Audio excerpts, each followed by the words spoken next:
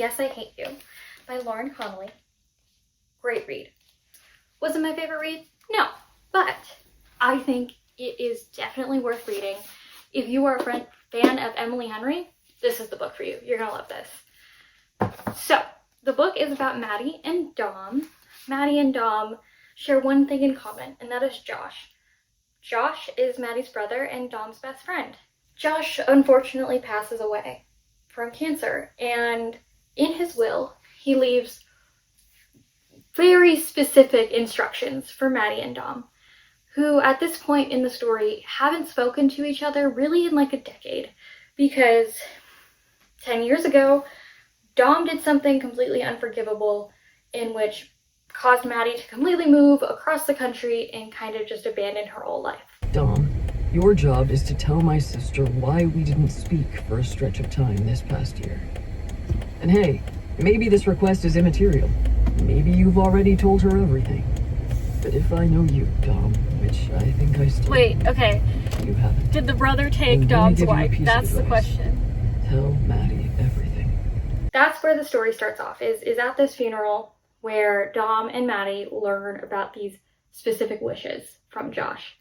And typically when it comes to non-fantasy enemies to lovers, I don't really connect to it, because if you ask me, that's not enemies to lovers, that's just we don't like each other, unfriendly, unlike.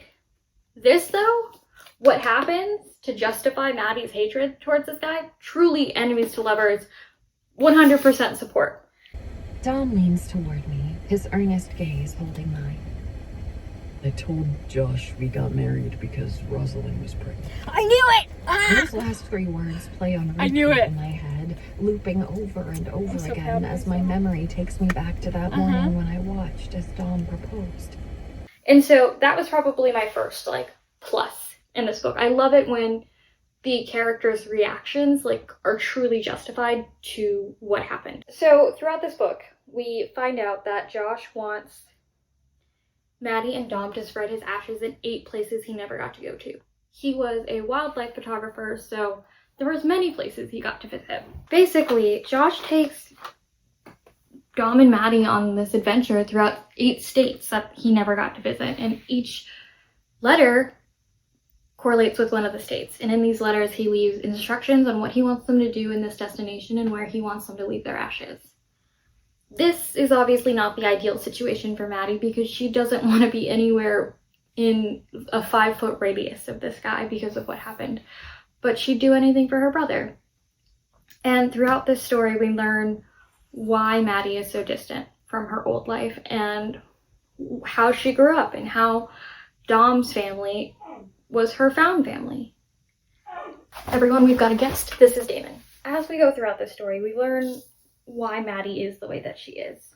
And not only that, we learn like Maddie's psyche and why she makes the choices that she does.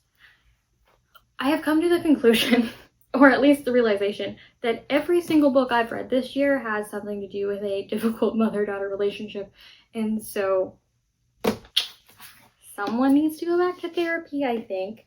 But I absolutely loved this book. I think it was fabulous.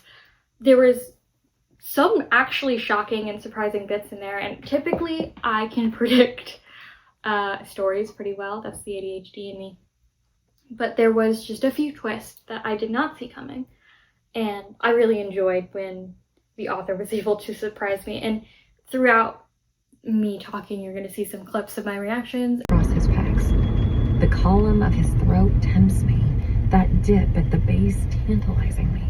Dude. What I wouldn't do to lick that It's so vein marking his good. lips. I originally listened to this as a audiobook and then finished it using the hard copy that I had.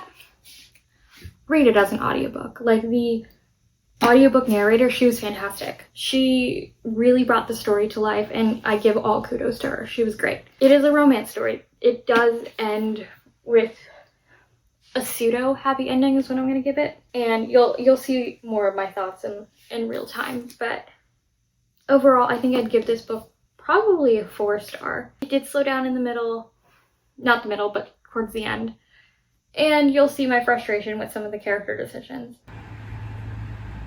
Oh my gosh, guys. I think it was all a lie. This is crazy. So much is happening. But overall, I think this is definitely something worth reading and worthwhile. The characters are all fully fleshed out, which I appreciate, and it's real. That's, I think, that's the thing I think bothers me sometimes in books is the character reminded me too much of me, and therefore there was some internal conflict because I was just like, why would you do that? And then in my head I'm like, I would do that. My only gripe is there is a conflict that arises towards the end of the book in which I feel like the character's reaction did not really justify what happened, you know, like it was just a completely absurd reaction if you ask me. And my thing with that is when the ages don't match the character's reaction and psyche. So she's 26. The reaction that was had is not a reaction I think a 26-year-old would have. I will give her grace though. There is, you know, some trauma that comes up about 3 chapters previously from this conflict in which kind of gives a reasoning for why she reacted the way she did, but I don't think it's strong enough for it to propel the story as it did. Other than that, I absolutely adored the story, and if you guys have any recommendations for books that bring you on like an adventure or a road trip, please leave them in the comments. I love books like this, and overall it was just really fun. And if you're looking for a laid back read that's still gonna be thought-provoking and real, pick this one up. I highly recommend it. And then with that, let's go on to Lexi.